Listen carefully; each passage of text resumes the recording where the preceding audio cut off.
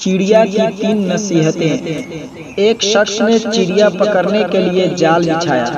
اتفاق سے ایک چڑیا اس میں پھنس گئی اور شکاری نے اسے پکڑ لیا۔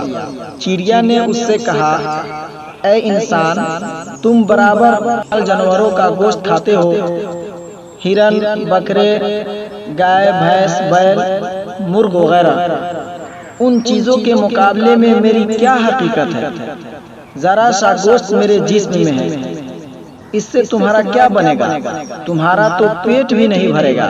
لیکن اگر تم مجھے آزاد کر دو تو میں تمہیں 3 نصیحتیں کروں گی جن پر عمل کرنا تمہارے لیے بہت مفید ہوگا۔ ان میں سے ایک نصیحت تو میں ابھی کروں گی، جبکہ دوسری اس وقت جب تم مجھے چھوڑ دو گے اور میں دیوار پر جا بیٹھوں گی۔ اس کے بعد تیسری اور آخری نصیحت اس وقت کروں گی جب دیوار سے اڑ کر سامنے درخت کی شاخ پر جا بیٹھوں۔ اس شخص کے دل میں خیال پیدا ہوا کہ نہ جانے چڑیا کیا فائدہ مند نصیحتیں کرے گی۔ اس نے چڑیا کی بات مانتے ہوئے اس سے پوچھا، تم مجھے پہلی نصیحت کرو، پھر میں تمہیں چھوڑ دوں گا۔ چنانچہ چڑیا نے کہا، میری پہلی نصیحت یہ ہے کہ جو بات کبھی نہیں ہو سکتی اس کا یقین مت کرنا۔ یہ سن کر اس آدمی نے چڑیا کو چھوڑ دیا اور وہ سامنے دیوار پر جا بیٹھی۔ پھر بولی، میری دوسری نصیحت یہ ہے کہ جو ہو جائے اس کا غم نہ کرنا۔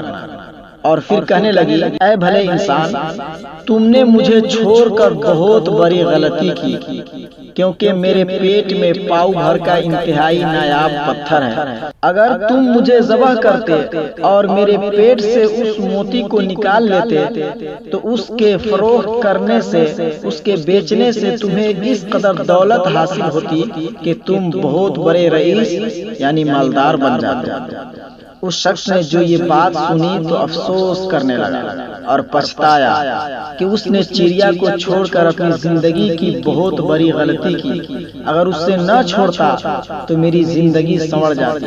چڑیا نے اس سے اس طرح سوچ میں پڑے دیکھا تو اڑ کر درخت کی شاخ پر جا بیٹھی اور بولی، اے بھلے انسان، ابھی میں نے تمہیں پہلی نصیحت کی جس سے تو بھول گئے کہ جو بات نہ ہو سکنے والی ہو اس کا ہرگز یقین نہ کرنا۔ لیکن تم نے میری اس بات کا اعتبار کر لیا کہ میں چھٹان بھر وزن رکھنے والی چڑیا اپنے پیٹ میں پاؤ بھر کا وزن کا موتی کیسے رکھ سکتی ہے؟ کیا یہ ممکن ہے؟ میں نے تمہیں دوسری نصیحت یہ کی تھی کہ جو بات ہو جائے اس کا غم نہ کرنا، مگر تم نے دوسری نصیحت کا بھی کوئی اثر نہ لیا اور غم و افسوس میں مبتلا ہو گئے کہ خواہ مخواہ مجھے جانے دیا۔ تمہیں کوئی بھی نصیحت کرنا بالکل بیکار ہے۔ تم نے میری پہلی 2 نصیحتوں پر کب عمل کیا جو تیسرے پر کرو گے؟ تم نصیحت کے قابل نہیں ہیں۔ یہ کہتے ہوئے چڑیا پھر سے اڑی اور ہوا میں پرواز کر گئی۔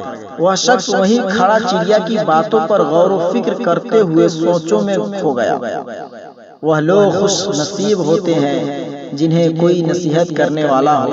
ہم اکثر اپنے مخلص ساتھیوں اور بزرگوں کی نصیحتوں پر کان نہیں دھرتے اور اس میں نقصان ہمارا ہی ہوتا ہے۔